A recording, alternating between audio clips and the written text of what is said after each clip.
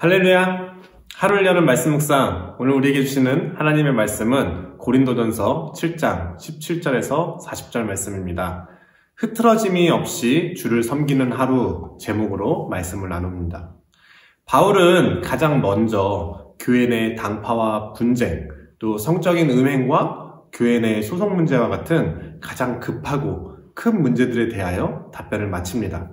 그리고 이제 7장부터 15장까지는 7장 1절에 너희가 쓴 문제에 대하여 라고 시작처럼 고린도 교회 교인들이 문의해온 질문에 답변하기 시작했습니다.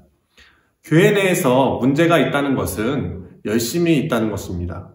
교회에 나오지 않거나 아무것도 안 하거나 신앙생활을 하지 않는다면 오히려 문제는 없습니다.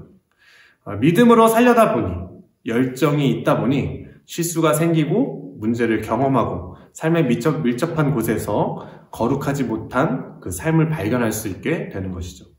고린도인들은 중대하고 치명적인 죄들을 범하였지만 신앙에 열심히 있었기에 또 다른 여러 질문들을 하는 것입니다. 우리가 코로나로 인해서 어려움을 겪고 있지만 이것이 육적인 문제로 끝나는 것이 아니라 영의 문제로서도 인식이 되어서 우리의 신앙을 지키기 위한 씨름이 있어야 하고 또 그때 생겨나는 질문이 있어야 합니다. 그러한 질문과 어려움들이 있을 때 한층 더 성숙한 신앙이 되어질 수 있습니다. 고린도인들이 7장에 질문한 내용은 결혼과 이혼, 독신에 관한 질문이었습니다. 그러나 바울은 이 질문들에 대하여 예수님의 가르침을 통해 명령을 가르치고 또 한편으로는 명령이 아닌 바울 자신의 의견을 말하기도 합니다. 우리는 이 명령과 의견을 통해 단순한 이성의 문제, 결혼의 문제, 독신의 은사에 대함을 넘어 이러한 명령과 의견이 나오게 된 기독교적 기본 가치, 종말신앙을 발견하게 됩니다. 종말신앙은 쉽게 바로 오늘 하나님의 때, 하나님의 시간을 살아간다라는 것입니다. 하나님의 임재가 가까운 것처럼 또 하나님의 나라가 가까운 것처럼 산다라는 것이죠. 여러분은 만약 오늘이 마지막 때라면 무슨 일을 하겠습니까? 바울의 권면처럼 흐트러짐이 없이 주를 섬기는 하루 되시기를 바랍니다. 결혼에 대한 논쟁은 예수님의 생전으로까지 이어집니다. 마태복음 19장에 보면은 바리새인들이 예수님을 시험하여서 이유가 된다면 사람이 그의 아내를 버리는 것이 적합한 것입니까? 이혼의 문제를 질문합니다. 이에 대한 예수님의 답변을 보면 창세기의 말씀을 따라 사람은 부모를 떠나 한 몸이 되고 또 하나님이 짝지어 주신 한 몸을 사람이 갈라놓지 못한다고 말씀하시죠. 바리새인들은 이에 변론하여 모세의 법에는 이혼 증서를 주어서 버리라 명하였다 합니다. 우리가 익히 들었듯이 사실 이 법은 이혼의 합당성을 만들어주기 위한 법이 아니라 이혼하는 여자를 보호하기 위한 제도의 의미가 큽니다. 예수님의 다음 답변에 나오듯이 이러한 질문, 이러한 법의 유용은 사람의 그 완악한 마음을 드러냅니다. 음행한 이유 외에는 아내를 버리고 다른 데 장가드는 자는 가늠함이라 라는 말씀이 나타내듯이 이혼은 있어서는 안 될 일입니다. 바울은 이 가르침을 따라서 10절에서 결혼한 자들에게 주님의 명령으로서 말합니다. 그러나 상황이 다르고 문화가 다르기 때문에 문제가 생깁니다. 유대인들이라면 또는 혹은 그리스도인들이라면 이 주의 명령이 명령으로 들리지만 이방인 또 비그리스도인들에게는 명령일 수 없습니다. 고린도 교회는 이방인들이 함께하는 교회이며 때로는 믿지 않는 배우자들을 둔 교인들이 있었던 것이죠. 바울은 그래서 자신의 권면이라 밝히며 믿지 않는 배우자가 요청하지 않는다면 이혼하지 말라 말합니다. 우리는 이 말씀을 통해 이혼의 이유를 찾는 것이 아니라 하나님께 속한 가정의 모습을 발견해야 합니다. 창세기에 말씀하시고 또 예수님이 말씀하셨듯이 사람이 부모를 떠나 결혼함을 단순한 결합이 아닌 하나님이 짝지어 주신 한 몸입니다. 몸은 결코 육과 영이 나누어진 존재가 아닙니다. 육신은 없고 영혼만 있는 몸이 상상이 되시나요? 혹은 육신은 있는데 영혼은 없는 몸이 상상이 되시나요? 이것은 불가능한 것, 없는 것, 말이 안 되는 것입니다. 몸은 육과 영, 하나의 존재입니다. 사람이 짝을 이루어 하나가 된다는 것은 육과 영 모두 하나가 되었다는 뜻입니다.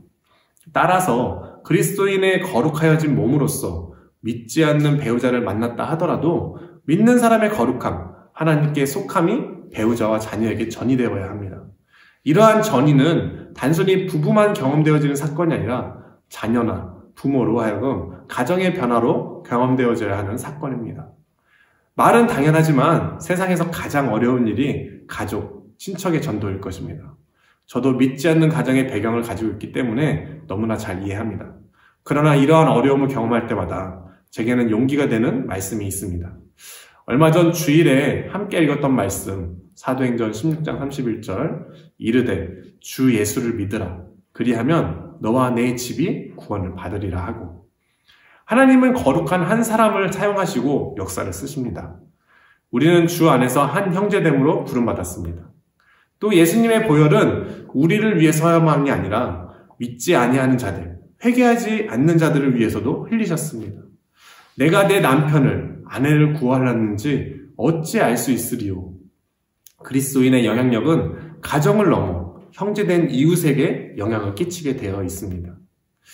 내가 그 누군가를 구원하는지 어찌 알 수 있으리요. 오늘 나의 가족, 일터의 가족, 이웃의 가족들이 우리로 하여금 거룩하여지는 하루 되기를 소망합니다. 바울은 자신이 독신으로 처한 것을 은사라 표현하며 결혼에 대하여 다소 부정적인 듯 보입니다.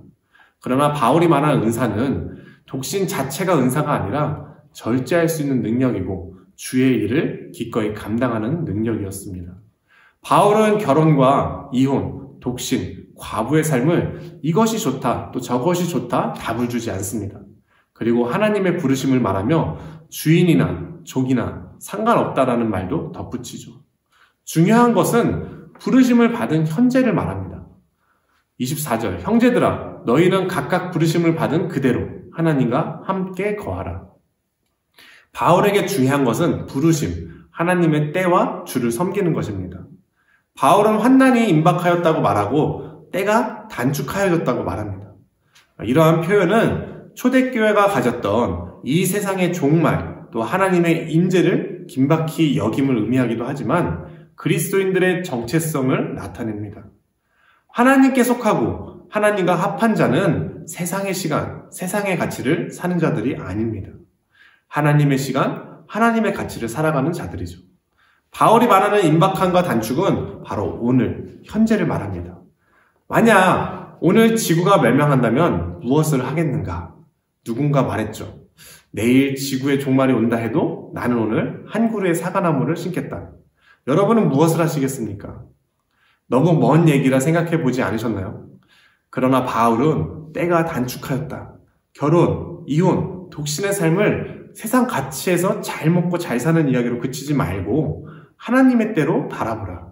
가정은 하나님의 가정이 되어야 하고 가정에 얽매이지 않는 자는 더욱 하나님의 일에 힘쓰고 독신된 자도 이러하라 말합니다.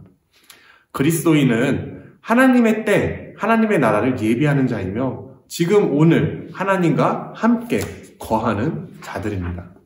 7장 35절, 오늘 하루도 바울의 겉면처럼 흐트러짐이 없이 주를 섬기는 하루 되시기를 바랍니다. 오늘 하루를 살아갈 때 만나는 모든 사람들, 내가 손대는 모든 일들이 오늘이 마지막이라면 생각하며 살아봅시다. 만약 당장 오늘 지구가 멸망한다면 누구나 해보지 못한 일, 그동안 해보고 싶었던 일, 심지어는 범죄를 해서라도 하려는 상상을 해볼 것입니다. 이 생각이 바로 우리의 흐트러짐이고 지금 내가 가장 해보고 싶은, 내가 생각하는 가장 최고의 가치가 아닐까요? 제게는 요새 생각주머니가 커진 아들의 질문이 자꾸 생각납니다. 아빠, 할머니는 하나님을 믿어? 왜 묻는지 물어보는 질문에 아들은 그저 쑥스러운지 그냥 이라고 답을 합니다. 그러나 이 질문의 전제는 분명합니다. 나는 믿어. 할머니도 믿었으면 좋겠어. 할머니도 구원받았으면 좋겠으니까. 답하지 않아도 알게 됩니다. 믿는 자만이 할 수 있는 질문이니까요. 오늘 지구가 멸망한다면 해보지 못한 일, 그동안 해보고 싶었던 일, 그리스도인에게는 어제 했어도 오늘 못한 일이 바로 주를 섬기는 일입니다. 복음을 실천하고 또 복음을 전하는 복된 한 날, 주를 기쁘시게 하는 하루 되시기를 축복합니다. 네, 어머니,